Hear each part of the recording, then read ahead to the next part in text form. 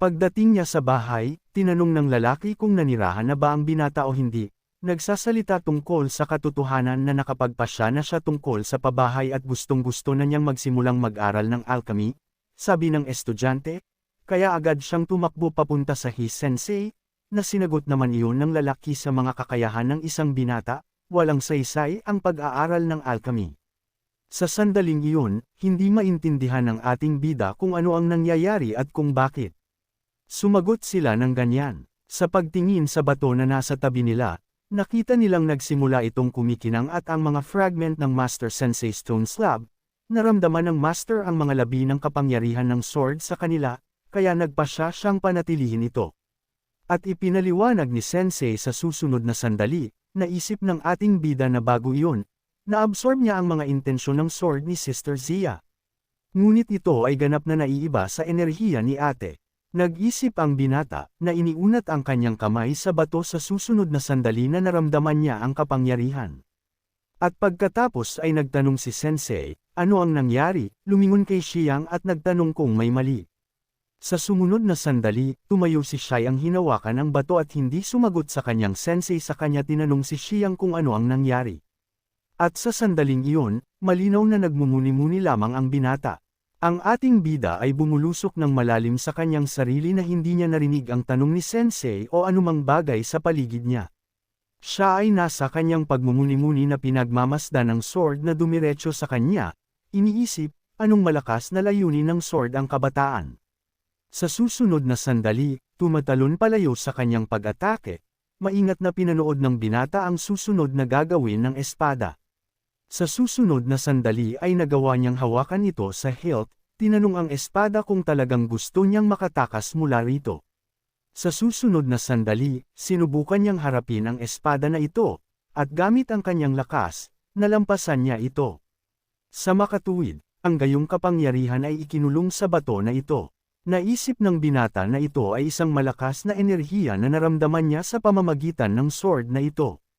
Sa pagtingin sa sword na sumunod sa kanya, napagtanto ng binata na mayroon na siyang dalawang intensyon sa sword. Ang guro, sa sandaling ito ay sinusubukang sumigaw sa ating bayani, ay nakita na ang binata ay nakasagot sa kanya, at ang ating bayani ay nagtatanong kung ano ang nangyari. Pagkatapos ang guro, na itinuro sa isang nanginginig na kamay sa gilid, ay sinabi sa ating bayani na doon ay bigyang pansin. At paglingon ng binata ay nakita niyang nabasag na ang pader, sa pag-aakalang ginawa niya talaga. Si Sensei, na nakatingin sa binata, naisip na siya ay talagang isang henyo. Pinag-aralan niya ang bato na ito sa loob ng 3 taon, ngunit wala siyang maibukod mula rito. At ang batang ito ay pumasok sa pagmumuni-muni mula sa isang pagkakataon at agad na pinagkadalubhasaan ang mga intensyon ng sword dito. Sa pagtingin sa ating bayani, nagmuni-muni si Sensei sa susunod na sandali inalok ng lalaki ang binata na tingnan muli ang bato na ito at sinabing baka maramdaman niya na kung titingnan niya muli ang bato na ito, kung saan ipinaliwanag ng ating bayani na wala na siyang ibang mararamdaman. Ang katangian sa bato na ito ay hinigop na niya, at maraming beses na dapat lumipas bago ang susunod na pagkakataon. Sa makatuwid, ipinaliwanag ni Sensei na inirekomenda niya ang pagpunta sa Art of the Sword. Kung ang gayong talento bilang isang binata ay natututo ng alchemy mula sa kanya, kung gayon siya ang magiging pangunahing kontrabida sa sektang ito. Paliwanag niya sabay turo sa estant sa tabi niya at huminga ng malalim. Iniulat din ng binata na ang pag-aaral ng alchemy ay ang pangarap ng kanyang buong buhay, sa kabila ng guro noon, nang marinig niya ang aming bayani. Hindi niya maintindihan kung gusto pa rin ng lalaki na mag-aral, na sinasabi na hindi na niya ito pipigilan. Ipinaliwanag ni Sensei na mahirap umakyat sa langit sa pamamagitan lamang ng pag-aaral ng alchemy. Ang alchemy ay 70% talento at 10% teknik. Pagkatapos ang ating bayani na sumasamba sa kanyang guro, ay nakinig ng mabuti sa kanya. Ipinaliwanag ng lalaki na maaari kang uminom ng tableta, ngunit ang paggawa nito ay isa pang pag-uusap. Ang tanging nagawang maabot ang 5 level sa alchemy ay si Master Y. Ito ang kaldero ng Sensei, ang pinagmulan ng paglikha. Ito ay kabilang sa 4th level, isang level sa ibaba ng sasakyang dagat na may 4 na elepante mula sa Imperial Palace. Nagagawa ng Sensei's Cauldron na pataasin ang performance ng mga pills ng 10% ito ang mga gawa ng kanyang master. May mga recipe daw from Lower Alchemy. Paliwanag ng lalaki, inaabot ang isang notebook sa kanyang estudyante, lumingon kay Xiang, ipinaliwanag niya sa binata na dapat niyang subukang gumawa ng tableta sa tulong ng librong ito, at gusto niyang subukan ang kakayahan ng binata sa ganitong paraan.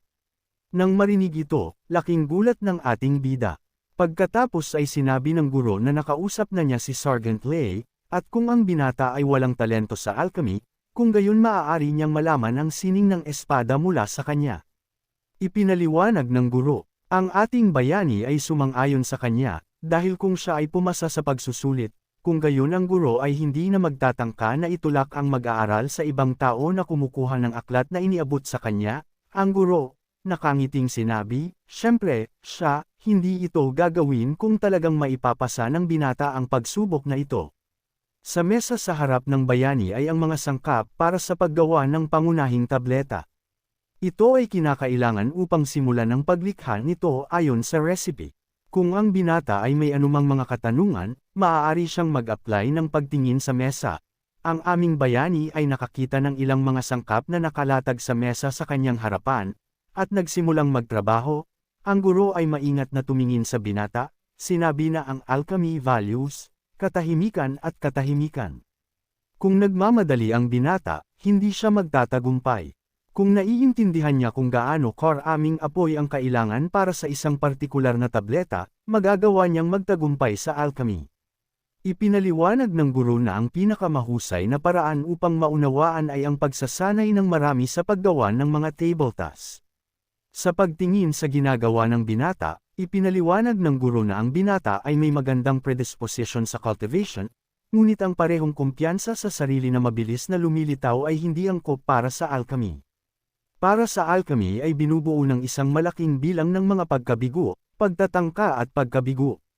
Ang sabi ng guro, habang ang ating bayani ay tumitingin sa libro, sa sandaling iyon, sinusubukang likhain ang kanyang tableta. Kasabay nito, ipinaliwanag ng guro na ang alchemy ay magpapaunawa sa kahit isang gini kung ano ang pagkatalo.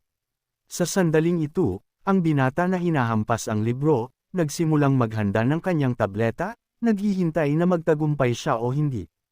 Bumaling sa guro, tinanong ni Xiang kung maaari niyang tingnan kung ano ang hitsura ng main peel. Bago iyon ay kaunti lang ang pinag-aralan niya sa chemistry, paliwanag ng binata, at pagkatapos ay ipinakita ang mga tabletang nasa harapan niya sa isang rolyo ng papel, inalok ng guro ang ating bayani na tingnang mabuti ang mga ito. Sa pagkuha ng isang tableta at tiningnan ito ng mabuti, naunawaan na ngayon ng ating bayani ang hitsura nila at naisip na ngayon, nang makita niya siya, alam niya kung ano ang dapat niyang gawin upang lumikha ng isang tableta. Kailangan mong kontrolin ang mga pagbabago sa mga sangkap sa kaldero. Sa madaling salita, kinakailangang kontrolin ang pagsasanib ng kapangyarihan sa loob ng tableta at sa dulo, upang linisin ito mula sa mga impurities, ang dosis ng mga sangkap at kalidad ng mga ito, at, higit sa lahat, ang antas ng apoy na mayroon ang binata, upang mapanatili. Ang lahat ng ito ay naiintindihan pagkatapos ng maraming mga pagtatangka. Pagkatapos nito, mahahanap niya ang pinakamahusay na paraan upang lumikha ng isang tableta. Ngunit kung amoy mo ang mga sangkap, kung gayon ang lahat ay magiging iba. Sa pagtingin sa kaldero na ito, naisip ng ating bayani na walang mga bulan ng mga katangian sa likod ng takip, ngunit isang amoy ang nagmumula sa boiler. Kailangan ng kaunting swerte upang maramdaman kung paano nagbabago ang enerhiya ng chi sa susunod na sandali, na nagdaragdag ng higit pang apoy. Maingat na tiningnan ng ating bida ang kaldero na nasa harapan niya sa master na nanunood sa ginagawa ng binata. Akala niya maganda ang takbo ng ating bida, pero iniisip niya kung ano ang magiging resulta. Dahil nakita ng binata ang mga katangian ng mga sangkap, pamilyar siya sa amoy nito. Ang halimuyak na nagmula sa kalderong iyon, naisip niyang alamin kung anong uri ng katangian ito sa pamamagitan ng amoy at sa lakas ng amoy, upang maunawaan kung paano magkano ang dapat na hinayaan niya ito bilang mga tindera sa bazaar na tumitimbang ng mga paninda araw-araw, matutukoy nila ang bigat sa pamamagitan ng paghawak ng isang bagay sa kanilang kamay, nakatayo na nakapikit ang mga mata sa harap ng kaldero at nakakuyom ang kanyang mga kamao. Naisip ng binata na kailangan lang niyang itaas ang amoy ng mga sangkap at ayusin ang antas ng apoy, dahil sinuri niya ang katangian ng pangunahing tableta, kung gayon ang lahat ay nagiging mas madali. Sa susunod na sandali, sa pagtingin sa kanyang guro, iniulat ng ating bayani na handa na ang mga table tasks. Sa pagtingin sa kaldero, nakita ng guro ang 10 pildores na 80% ang kalidad, at labis na nagulat dito. Narinig ng aming bayani na ang lahat ng ito ay 80% na naisip na ito ay malamang na ang kulay na ito ay ganap na nagtutugma sa mga sample, na bumaling sa master, na malinaw na nagulat na ang aming bayani ay nagawang gawin ito isang beses, sabi ng binata na 80% din ang kalidad ng mga sample na ipinakita niya sa kanya. Ang guro ay nanahimik lamang, at pagkatapos, nang hindi lumingon sa ating bayani, ipinaliwanag na ang gayong mga panahon ay napakabihirang ginawa, kadalasan ay nagsasanay ang mga mag-aaral sa mga ito. Tinanong ng guro kung talagang sinadya ng binata na ganoon ang kalidad ng kanyang mga table tasks dahil ganoon ang kalidad ng mga sample. Ang ating bida ay nakinig sa kanyang guro at ipinaliwanag na halos hindi pa siya nakatagpo ng mga table tasks, kaya ginawa niya ang ipinakita sa kanya ng kanyang guro. Kung mayroong kaunting pagsasanay, kung gayon ang resulta ay magiging mas mahusay. Hawak ang kanyang ulo, sinabi ng binata sa guro, na tinitingnan ang lalaki na naisip na sa kanyang unang aralin, nagawa niyang lumikha ng mga table tasks na 30% ang kalidad lamang sa ikawalong pagtatangka. Ngunit kahit noon pa man, sinabi ng guro na mayroon siyang hindi pangkaraniwang talento, talaga. Isang halimaw ang binata sa kanyang harapan. Naisip niya, habang tinitingnan ang lalaki na malinaw na naiinis na ang kanyang mga table tasks ay 80% na kalidad, na ginawa mula sa isang pagkakataon, hindi niya maintindihan kung paano ang isang tao na hindi kailanman nag-practice ng alchemy mula sa unang pagkakataon ay maaaring lumikha ng mga pildores na may mataas na kalidad. Sa sandaling iyon, iniisip ng ating bida na mukhang may ilang bagay na hindi ganap na naproseso at nabawasan ang kalidad. Medyo nagsorry siya. Kung kaya niyang iangat ang takip at makita ang katangian, gagawa siya ng perpektong mga table tasks. Tinitingnang mabuti ang mga table tasks, napabuntong hininga ang binata at naisip na sa susunod ay kailangan niyang maging matulungin sa amoy. Kung gusto niyang maging first-class alchemist, kailangan niya ito. Kung hindi, ang mga table tasks ay hindi magiging kasing epektibo. Ang guro, na nakatingin sa ating bayani, ay nag-isip tungkol sa kung bakit siya nagbubuntong hininga na parabang nabigo siya, at naisip na dapat ay sinubukan pa niya ito, na sinasabi sa binata na maaari niyang subukang muli. Natuwa ang ating bida at naisip na sa pagkakataong ito ay mas maayos na ang lahat at kaya niya itong gawin. Sigurado siya dito. Sa sandaling ang aming bayani ay handa nang gumawa ng mga table tasks, may sumigaw at tinawag si Sensei sa kanyang pangalan, na nagsasabing si Lin Hessen ay dapat na lumabas ang guro, na kinakausap ang aming bayani. Ipinaliwanag na itong si Elder Lei ay dumating muli para sa binata. Si Lin ay kailangang dumating. Sa kanya, narinig na ang pangalan ng guro ay Lin Hessel, naunawaan ng binata na ngayon ay malalaman na niya ang kanyang pangalan, dahil bago iyon, tinawag niya ito bilang isang guro. Naunawaan ng ating bayani na ngayon ay kailangan niya ng malaking bilang ng mga katangian upang makapasok sa susunod na antas. Ang alchemy ay nangangailangan ng maraming pagsisikap. Kung matututo pa rin siya ng espada, wala na siyang panahon para sa anumang bagay. Iniisip ng ating bida na kailangang gumawa ng paraan para maalis itong si Master Lei.